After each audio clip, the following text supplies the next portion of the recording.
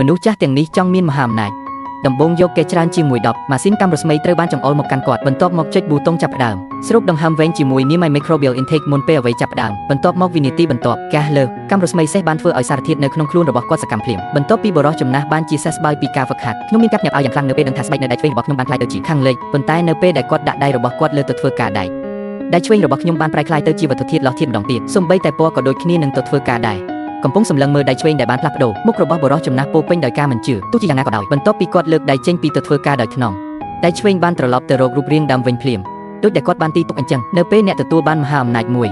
ឆ្មាំសន្តិសុខម្នាក់ដែលបានឮសំឡេងរំជើបរំជួលបានចូលទៅក្នុងមន្ទីរពិសោធន៍ដើម្បីប្រឈមមុខនឹងការស្មានរបស់គាត់ផ្ទាល់គាត់បានព្យាយាមរំខានខ្លួនឯងដោយជេរជាមួយអ្នកយាមសន្តិសុខគាត់បានដាក់ដៃរបស់គាត់នៅលើប្រអប់គុតគង់ធម្មពលពេលសន្តិសុខដឹងថាមានអ្វីខុសប្រក្រតីក៏ដើរទៅមុខជើងស្ដាំរបស់អូតបេត្រូវបានភ្ជាប់ទៅនឹងបន្ទះដែករួចហើយដើម្បីបញ្ចូលគ្នាភ្លាមនោះសន្តិសុខបានលូកដៃទៅយកកាំភ្លើងខ្លីនៅចង្កេះរបស់គាត់បែកចាស់ស្រាប់តែរើចេញទោះយ៉ាងណាក៏ដោយអូតវ៉ៃទទួលបានមហាអំណាចគាត់មិនបានទប់ទល់នឹងការចាប់ខ្លួនរបស់យោធាទេមិនយូរប៉ុន្មានគាត់ត្រូវបានចាក់សោនៅក្នុងបន្ទប់ពិសេសមួយអង្គុយទល់មុខគាត់គឺកូនប្រុសរបស់គាត់ឈ្មោះសៀវសៅអ៊ីនេះជាមូលហេតុពិតប្រាកដដែលធ្វើឲ្យអូតវ៉ៃចុះចាញ់ឧត្តមសេនីយ៍ដែលកំពុងលួចស្ដាប់នៅខាងក្រៅនៅតែមិនដឹងអំពីរឿងនេះអ្វីដែលកើតឡើងបន្ទាប់គឺកាន់តែគួរឲ្យខ្លាចថែមទៀតឪពុកនិងកូនប្រុសជួបគ្នាជាលើកដំបូងក្នុងរយៈពេល30ឆ្នាំប៉ុន្តែឡាវបៃមិនមានអារម្មណ៍សោកស្ដាយចំពោះឈៀវឈ្វេឡើយផ្ទុយទៅវិញនាងបានព្យាយាមទាក់ទាញអារម្មណ៍របស់ឈៀវឈ្វេដោយសង្ឃឹមថាគាត់នឹងជួយនាងពីព្រោះដរាបណាអ្នកទទួលបានសមត្ថភាពពិសេសរបស់ឈៀវឈ្វេគាត់អាចរក្សាទម្រង់នៃការផ្លាស់ប្ដូរសែនដែលមានស្ថិរភាពកំពុងសម្លឹងមើលឃាតករដែលសម្លាប់ម្ដាយរបស់ខ្លួនសៀវសៅអ៊ីមិនអាចទប់កំហឹងបានទៀតទេហើយក៏ក្រហមឡើង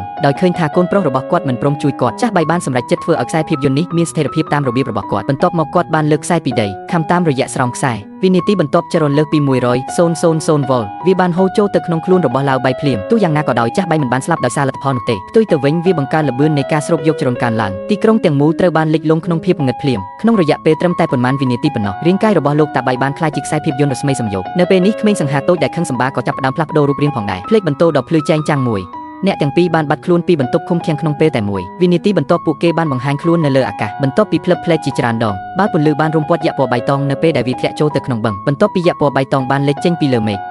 ថ្មីនេះខ្ញុំបានឃើញឪពុកខ្ញុំបន្ទាប់ពីប៉ះថ្មវាបានផ្លាស់ប្ដូររូបរាងម្ដងទៀតពេលឃើញបែបនេះសៀវសួយក៏លោតឡើងភ្លាមពួកគេកាន់ឪពុកដែលភ័យខ្លាចរបស់គាត់រួចរៀបចំកាត់ក្បាលគាត់មិននឹកស្មានដល់ឆ្លៀតឱកាសនេះឡាវបៃបានឆ្លៀតឱកាសលួចយកធម្មពលរបស់សៀវសៅអ៊ីសៀវសួអៃបានស៊ូទ្រាំនឹងភាពទន់ខ្សោយខាងរាងកាយរបស់គាត់នាងកាន់ឪពុកដែលភ័យខ្លាចរបស់នាងហើយបានដើរទៅរកគាត់នៅមាត់ច្រាំងបន្ទាប់មកគាត់បានប្រើកម្លាំងទាំងអស់របស់គាត់នៅតែស្ថិតក្នុងរឿងនិទានបៃចាស់បានបោះថ្មធំចូលទៅក្នុងបឹងពេលដែលសៀវសួយគិតថាវិបត្តិនេះត្រូវបានដោះស្រាយហើយវិញ្ញាណទឹកមួយបានលេចចេញពីបឹងភ្លាមបៃចាស់ថែមទាំងអាចស្រូបយកទឹកបានទៀតផងប៉ុន្តែហេតុអ្វីបានជាពួកគេទាំងពីរអាចផ្លាស់ប្ដូរហ្វេនបានបរិសុទ្ធនោះបានកាត់ត្រសក់មួយចេញពីផ្កាយសមុទ្រជ្រើសរើសគំរូដែលមានគុណភាពខ្ពស់បំផុតពីពួកគេការបំបែកត្រូវបានអនុវត្តនៅក្នុងសារធាតុប្រតិកម្មពិសេសមួយវាទទួលបានសែនបង្កើតឡើងវិញដ៏មានឥទ្ធិពលរបស់ត្រីផ្កាយបន្ទាប់មកគាត់បានយកពីរាប់ម៉ឺននាក់សែនពណ៌បៃតងមួយត្រូវបានរកឃើញនៅក្នុងត្រីចាហុយសមុទ្រសែននេះអាចនាំមកនូវជីវិតឡើងវិញក្រោយមកបន្ទាប់មកគាត់បានបឺតយកសារធាតុរ៉ៅពណ៌ដែលបញ្ចេញដោយត្រសក់សមុទ្រសារធាតុរ៉ៅនេះគឺជាអ្វីដែលត្រសក់សមុទ្រមាននៅពេលវារឹងគន្លឹះនៃសមត្ថភាពស្បែកបន្ទាប់ពីបរិសុទ្ធម្នាក់ទទួលបានសែនដ៏អស្ចារ្យទាំងនេះគាត់នឹងមានសមត្ថភាពជាច្រើនតាមរយៈការពិសោធន៍សមាមាត្រជាបន្តបន្ទាប់ទីបំផុតទទួលបានជោគជ័យគាត់ទទួលបានខ្សែឈាមដែលមានសមត្ថភាព3ប្រសិនបើសេរ៉ូមនេះត្រូវបានចាក់ចូលទៅក្នុងខ្លួនមនុស្សកោសិកាមនុស្សនឹងទទួលបានភ្លាមការកែលម្អរាប់រយរាប់ពាន់ដង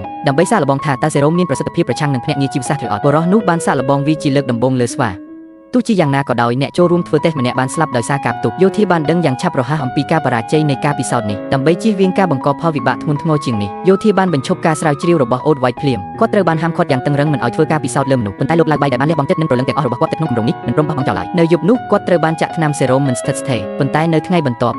់បាចាស់មិនបានកត់សម្គាល់ឃើញអ្វីមិនធម្មតាអំពីរាងកាយរបស់គាត់ទេផ្ទុយទៅវិញភរិយារបស់គាត់ដែលរៀបការបាន10ឆ្នាំស្រាប់តែមានផ្ទៃពោះបន្ទាប់ពីកូនប្រុសរបស់ខ្ញុំឈ្មោះឈៀវឆ្វេបានកើតមកបានរកឃើញអូតបេដោយមិននឹកស្មានដល់រាល់ពេលដែលឈៀវឆ្វេយំស្បែកនៅលើដងខ្លួននឹងប្រែជាពណ៌បៃតងហើយនៅពេលដែលក្មេងប្រុសតូចសង្ហាធំឡើងមិនត្រឹមតែខ្ញុំមិនមានអារម្មណ៍ជឿចាប់រាល់ពេលដែលខ្ញុំរងរបួសនោះទេសូម្បីតែរបួសក៏ជាសះស្បើយលឿនដែររឿងនេះធ្វើឲ្យលោកឡាវបៃគិតភ្លាមថាភាពជាក់លាក់ខាងសែននៃសេរ៉ូមបន្ទាប់មកគាត់បានយកឈាមកូនប្រុសរបស់គាត់ប៉ុន្តែលទ្ធផលតេស្តបានធ្វើឲ្យគាត់ភ្ញាក់ផ្អើល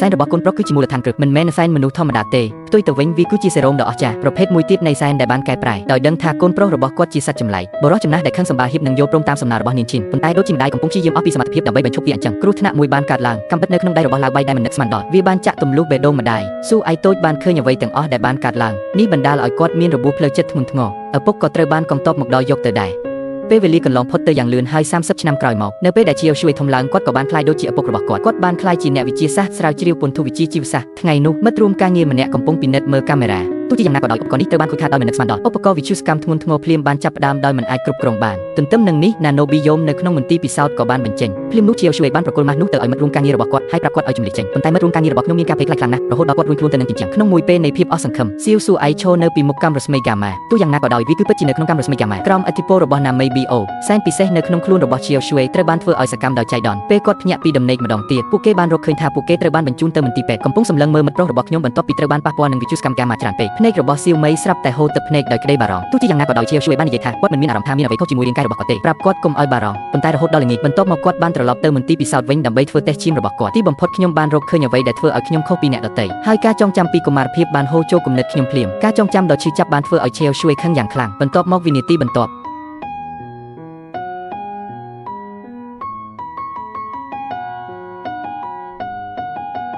់នៅពេលនេះសៀវស៊ូអៃដែលបានប្រែរូបបានបាត់បង់ស្មារតីប្រយុទ្ធរបស់គាត់ចាប់ផ្ដើមរត់យ៉ាងរញ៉េញ៉ៃនៅក្នុងមន្ទីរពិសោធន៍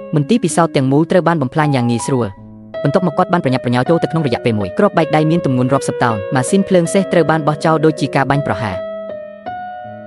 ទន្ទឹមនឹងនេះបែកចាស់កំពុងលាក់ខ្លួននៅពីក្រោយទ្វារខ្ញុំបានឃើញទាំងអស់នេះបន្ទាប់មកសៀវស៊ូយបានបុកទម្លុះពីដានដោយក្បាលបន្ទាប់មកដោយលោតផ្លោះគាត់បានបាត់ខ្លួនទៅក្នុងទីងឹតនៅពេលនេះសៀវមីកំពុងតែស្រាវជ្រាវរកវិធីព្យាបាលសៀវស៊ូអៃយ៉ាងអស់សង្ឃឹមប៉ុន្តែភ្លាមនោះខ្ញុំមានអារម្មណ៍ថាមានចលនាខ្លះនៅខាងក្រៅដូច្នេះគាត់បានចូលទៅជិតដើមឈើធំដោយប្រុងប្រយ័ត្នដល់ពេលនោះទើបពួកគេបានរកឃើញយក្សពណ៌បៃតងមួយកំពុងលាក់ខ្លួននៅពីក្រោយដើមឈើពេលយក្សមករកគាត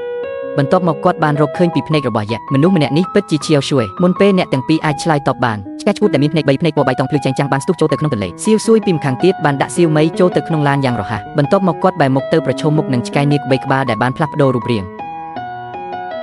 ពេលឃើញបែបនេះឆ្កែពូតក៏ប្រញាប់ប្រញោលទៅរកសៀវមីជាលទ្ធផលសៀវស៊ួយបានរើសមួយទៀតបោះឆ្កែទាំង3ចោលទៅមនុស្សម្នាក់បានប្រយុទ្ធគ្នារហូតដល់ព្រៃសៀវស៊ួយចាប់យកវេបហើយវាជារឿងធំមួយបន្ទាប់មកគាត់បានចាប់គោឈ្មោលនោះហើយបោះគោឈ្មោលមួយទៀតចោលឆ្កែកាច់ពីក្បាលហៀបនឹងស្ទុះមករកគាត់សៀវស៊ួយបានលោតឡើងពីកន្លែងនោះភ្លាមទុកឲ្យឆ្កែកាច់ពីក្បាលជិះឡានបុកគេបន្ទាប់មកគាត់បានចាប់ឆ្កែដែលមានការផ្លាស់ប្ដូរសែនដែលបានតាមទាន់គាត់លោតចុះពីលើដើមឈើភ្លាមនៅពេលនេះឆ្កែពូតបានងាកមករកសៀវមីម្ដងទៀតជាវជួយបានហោះទៅលើភ្លាមចាប់យកវេបហើយវាដូចជាកញ្ចក់ខ្យល់អញ្ចឹងបន្ទាប់ពីបានដោះស្រាយជាមួយឆ្កែកាច់សាហាវទាំង3ក្បាលរួចពេលគាត់ស្ងប់ចិត្តហើយសៀវសាអ៊ីក៏ត្រឡប់ទៅរកទម្រង់ដើមរបស់គាត់វិញយឺតដោយមានអារម្មណ៍ទន់ខ្សោយពេញខ្លួននាងបានសន្លប់នៅក្នុងដៃរបស់ជាមីដើម្បីបញ្ជាក់ឲ្យច្បាស់តើមានអ្វីកើតឡើងពិតប្រាកដចំពោះរាងកាយរបស់ជាវសៀវមីបានតាក់ទងទៅឪពុករបស់នាងនៅថ្ងៃបន្ទាប់សៀវស៊ួយភ្ញាក់ពីដំណេកហើយហៀបនឹងចេញទៅក្រៅព្រួញថ្នាំសណ្ដំមួយបានបាញ់ចំកំភួនជើងរបស់គាត់បន្ទាប់មកគាត់បានដួលសន្លប់យោធាត្រូវធានាការដឹកជញ្ជូនជាវសទៅកាន់មូលដ្ឋានដោយរលូនពួកគេថែមទាំងបានដាក់ពង្រាយឧទ្ធម្ភាគចាក់ប្រដាប់អាវុធធុនធ្ងន់ជាច្រើនគ្រឿងទៀតផងមិនយូរប៉ុន្មានជាវសបន្ទាប់មកពួកគេត្រូវបាននាំទៅកាន់មូលដ្ឋានក្រំដីសម្ងាត់មួយកន្លែងនេះស្មុគស្មាញដូចវិមានដ៏អស្ចារ្យរបស់ស្រមោចសៀវស៊ូអៃត្រូវបានចាក់សោនៅក្នុងទីតាំងការពារនៅក្នុងបន្ទប់ពិសោធន៍ដែលមានសុវត្ថិភាពបំផុតពួកគេចង់ឲ្យជាវជួយផ្លាស់ប្ដូរអេរយាបរបស់គាត់អាចកំបាំងនៃសត្វចម្លែកសៀវមីបានសួរឪពុករបស់នាងដោយកំហឹងហេតុអ្វីបានជារស់នៅបែបនេះប៉ុន្តែឪពុកខ្ញុំបាននិយាយថាវាទាំងអស់គឺសម្រាប់សន្តិភាពពិភពលោកទោះយ៉ាងណាក៏ដោយនៅពេលនេះដើមឡើយនៅក្នុងបន្ទប់ពិសោធន៍ក្មេងប្រុសដែលកំពុងដេកលក់នោះស្រាប់តែពិបាកអង្គុយឡើងនៅក្នុងសុបិនរបស់គាត់ត្រូវបានធ្លាក់ចូលទៅក្នុងការចងចាំពីកុមារភាពដ៏ឈឺចាប់ម្ដងទៀតគាត់ភ្ញាក់ឡើងភ្លាមដោយកំហឹងបន្ទាប់មកវិនាទីបន្ទាប់ពេលគាត់បាត់បង់ការគ្រប់គ្រងអារម្មណ៍គាត់បានប្រែក្លាយទៅជាហុកម្ដងទៀតបន្ទប់ពិសោធន៍ដែលមានចម្ងាយត្រឹមតែ1ម៉ែត្រប៉ុណ្ណោះត្រូវបានគាត់បំផ្លាញចោលទាំងស្រុងឃើញបែបនេះអ្នកគ្រប់គ្រងមូលដ្ឋានគឺបងប្រុសជាងបញ្ចេញថ្នាំបាញ់ស្ពឹកដ៏មានឥទ្ធិពលភ្លាម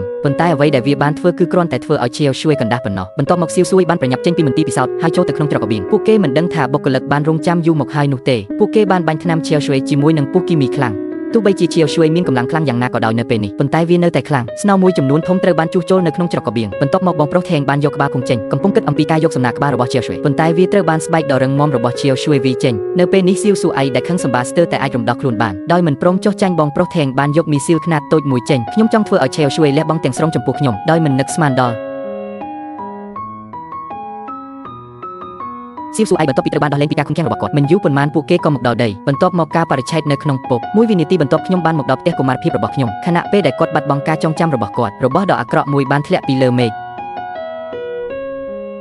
ស្មាខាងឆ្វេងរបស់គាត់ត្រូវបានផ្ទុះរហែកដោយសារការផ្ទុះមីស៊ីលជាច្រើនទៀតហៀបនឹងវាយប្រហារសៀវស៊ួយគ្មានជំរឿអ្វីក្រៅពីលោតរត់គេចខ្លួនឡើយគាត់ទើបតែចុះចតនៅវាលខ្សាច់រថក្រោះធុនធ្ងន់ចំនួន4គ្រឿងបន្ទាប់មកបានបាញ់គ្រាប់ប្លង់គាត់ភ្លាមនោះសៀវស៊ូអៃបានប្រញាប់ប្រញាល់ទៅបុករថយន្តមួយគ្រឿងបន្ទាប់មកកាន់ធុងកាំភ្លើងឲ្យជាប់រថក្រោះត្រូវបានគប់ចេញឆ្ងាយរាប់រយម៉ែត្របន្ទាប់មកពួកគេបានដកយកប៉ុមរបស់រថក្រោះមួយទៀតចេញដោយបង្ខំគាត់ចាប់ផ្ដើមគូសលើធុងទី3នៅពេលនេះមានតែធុងមួយប៉ុណ្ណោះដែលនៅសល់សៀវស៊ួយបានពុតធុងកាណុងភ្លាមហើយតម្រង់វាទៅកាន់អ្នកបើកបរបន្ទាប់មកគាត់បានលោតចុះឡើងហើយចាក់ចេញពីកន្លែងកើតហេតុឧត្តមសេនីយ៍បានឃើញរឿងនេះបុគ្គលិកបន្ថែមទៀតត្រូវបានបញ្ជូនទៅស៊ើបអង្កេតភ្លាមនៅពេលនេះសៀវស៊ួយបានចេញពីក្រោមដីចូលទៅក្នុងទីក្រុងរួចហើយដោយដែលគាត់បានលើកយកពេលដែលគ្រូហៀបនឹងត្រូវគប់ឧទ្ធម្ភាគចាក់ប៉ុន្តែបន្ទាប់មកខ្ញុំបានឃើញរូបរាងរបស់ជាមីកំហឹងរបស់គាត់បានស្រកចុះភ្លាម នៅពេលដែលឆេវមីដាយឺតមករកគាត់រាងកាយរបស់ស៊ីវស៊ួយក៏ចាប់ផ្ដើមដកដៃចេញយឺតនៅទីបំផុតវាបានកើនឡើងដល់ទំហំមនុស្សធម្មតានៅពេលនេះយោធាក៏បានចាប់ខ្លួនឪពុករបស់គាត់គឺអូលបេផងដែរហើយដូច្នេះឈុតឆាកដំបូងបានលាតត្រដាងបាច់ចាស់ដែលឥឡូវបានប្រែក្លាយទៅជាវិញ្ញាណទឹកបានបិទចិត្តដែលតូចសង្ហានៅក្នុងរន្ធមួយនៅបាត់បឹងកំពុងរៀបចំដើម្បីស្រូបយកធម្មពលពីរាងកាយរបស់គាត់ដោយបង្ខំនៅពេលនេះកម្លាំងចិត្តរបស់ឈៀវស៊ួយនឹងគ្រប់ដណ្ដប់លើរាងកាយរបស់គាត់ដើម្បីក្លាយជាមនុស្សធម្មតាគាត់បានបញ្ចេញធម្មពលជាបន្តបន្ទាប់ចេញពីរាងកាយរបស់គាត់ទោះជាយ៉ាងណាក៏ដោយឡាវបៃមិនអាចទប់ទល់នឹងធម្មពលដ៏ច្រើនបែបនេះបានទេមិនយូរប៉ុន្មានវាត្រូវបានគេហៅថាបាឡុងយក្សនៅពេលនេះយន្តហោះចម្បាំងយោធាដែលបានមកដល់កន្លែងកើតហេតុបានបាញ់មីស៊ីលហ្គាម៉ារ៉ៃរាងកាយដ៏ធំសម្បើមរបស់អូតបេបានផ្ទុះឡើងភ្លាមវាបានប្រែក្លាយទៅជាពុកធូលីពណ៌បៃតងបន្ទាប់ពីនោះស៊ីវស៊ូអៃបានលាក់ខ្លួនក្រោមឈ្មោះខ្លាញ់ៗមួយមកដល់ក្នុងព្រៃត្រូពិចបានក្លាយជាគ្រូពេទ្យស្ម័គ្រចិត្តខ្សែភាពយន្តនេះបញ្ចប់នៅទីនេះ